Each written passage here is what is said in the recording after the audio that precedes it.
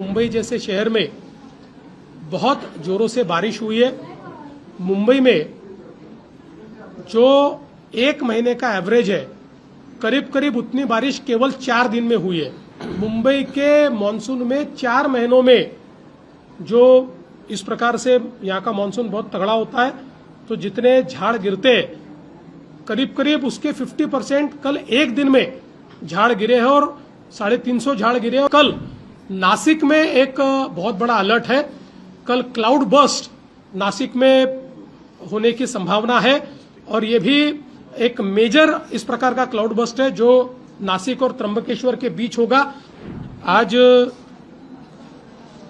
अभी हमने disaster management जो हमारा कक्ष है, इसमें पूरे महाराष्ट्र की एक जो परिस्थिति है उस परिस्थिति का अवलोकन किया है।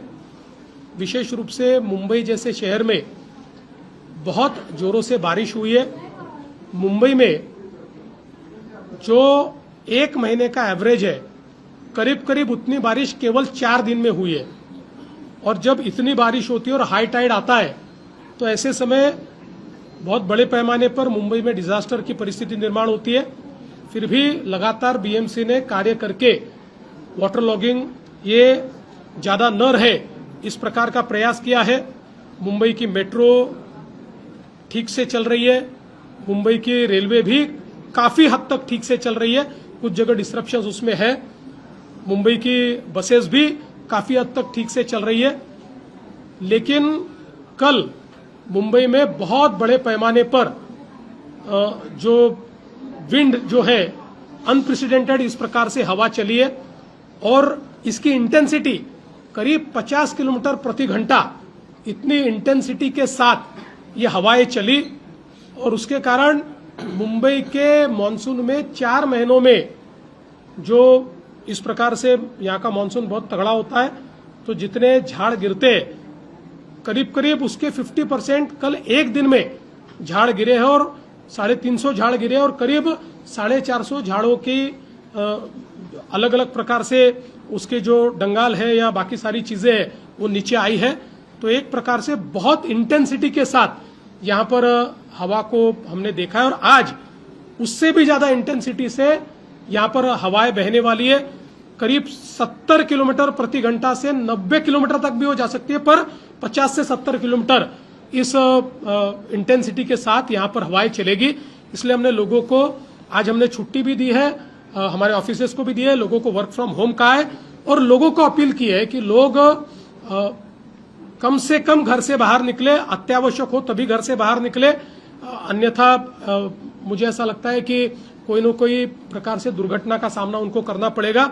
इसके साथ साथ अगर हम लोग महाराष्ट्र के ये सारे इलाकों की बात देखेंगे तो कल नासिक में एक बहुत बड़ा अलर्ट है।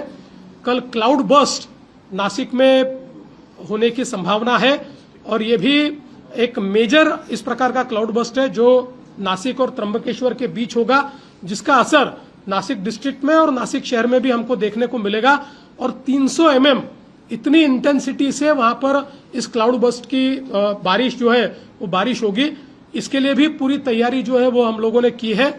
विशेष रूप से रायगढ़ जिला, पालघर जिला, सातारा जिला, मुंबई, ये सारा जो और पुणे, ये जो सारा इलाका, इन इलाकों में बड़े पैमाने पर बारिश हुई है।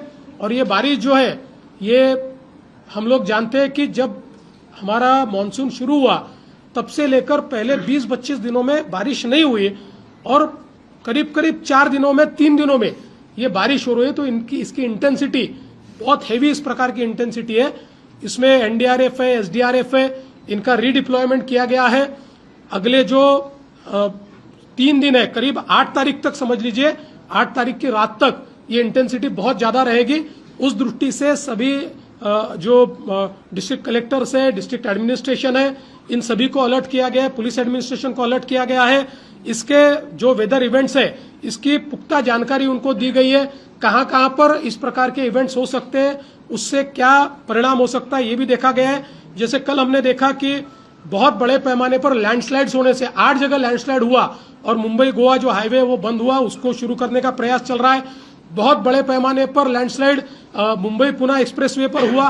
करीब 100 टन का मलबा ये मुंबई पुणे एक्सप्रेसवे पर आया।